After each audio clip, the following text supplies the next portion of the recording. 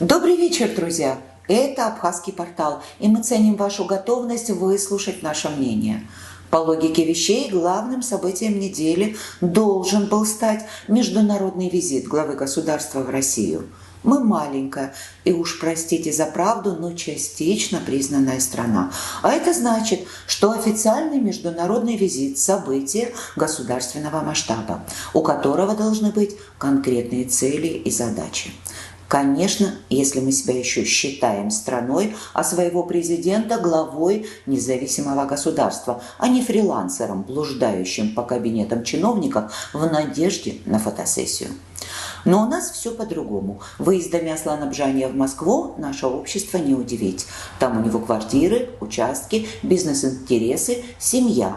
А здесь, в Абхазии, комфортный кабинет с видом на море и временное жилье в виде государственной дачи, тоже с видом на море. Но если забыть про эту самую госдачу, полный пансион, охрану и необременительный распорядок дня действующего президента, то людей, живущих за пределами страны и заезжающих в нее для работы, обычно именуют гостарбайтерами.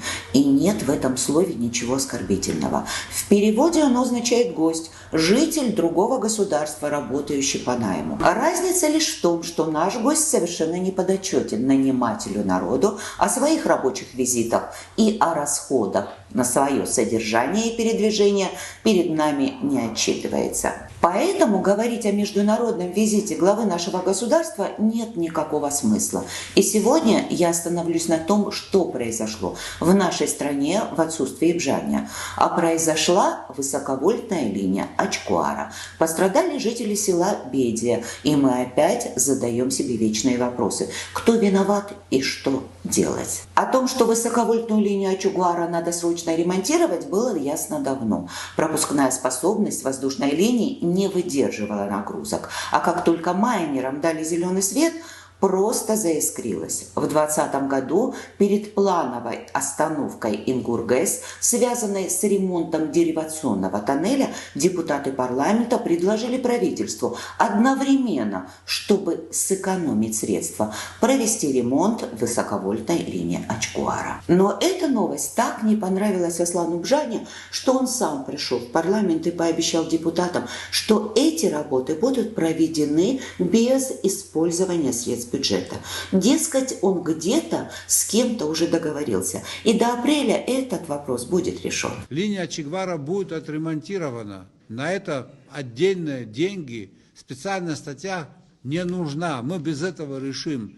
Очень странные у нас депутаты, потому как у них не возникли такие простые вопросы. Кто этот благодетель и чего он ждет в обмен на свои щедроты?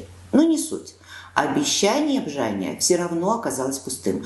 И ремонт высоковольтной линии был проведен в 2022 году, спустя год после остановки Ингургэс, под обещание министра экономики Кристины Азган о том, что после ремонта не будет ограничений и веерных отключений.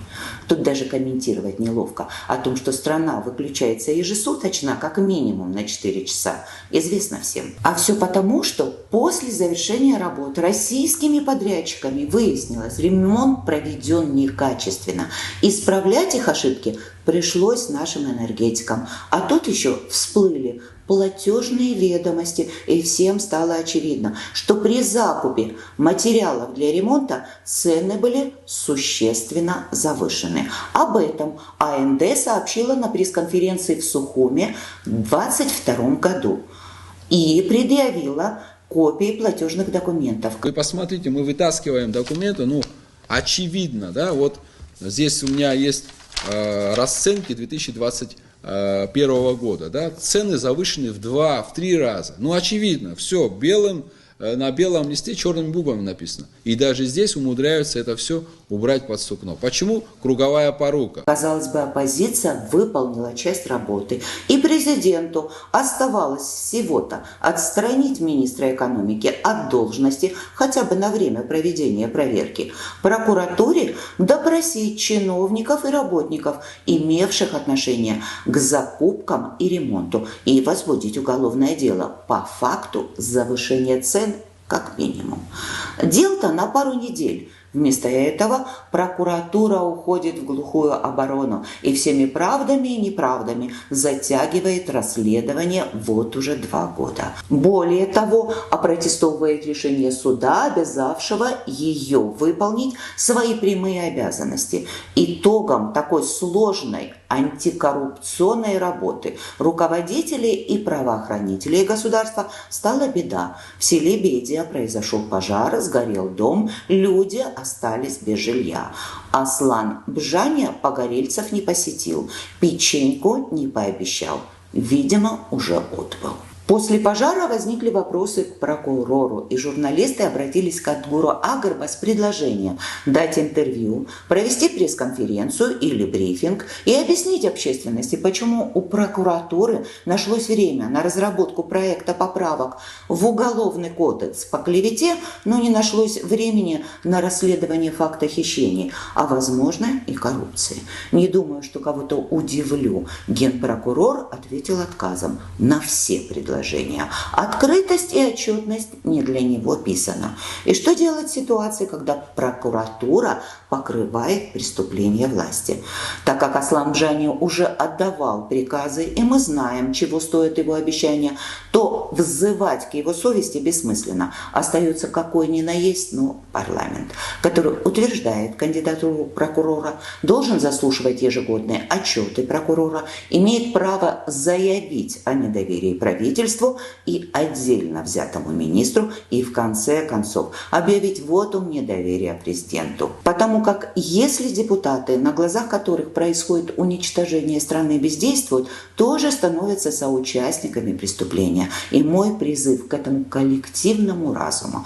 Пока мы еще числимся независимым государством, вернитесь к национальной повестке дня, дух которой за 4 года начисто выветрился из комплекса зданий на набережной Махаджиров. Президент-то у нас не местный, докуролесит и вернется к себе домой, а вам в основной своей массе придется жить с нами и нам в глаза смотреть. Это абхазский портал, на котором мы излагаем свое мнение и готов предоставить вам возможность высказать свое. Мыслящие люди просто обязаны время от времени это делать. Присоединяйтесь. Пока еще нас не лишили конституционного права на свободу выражения мнений.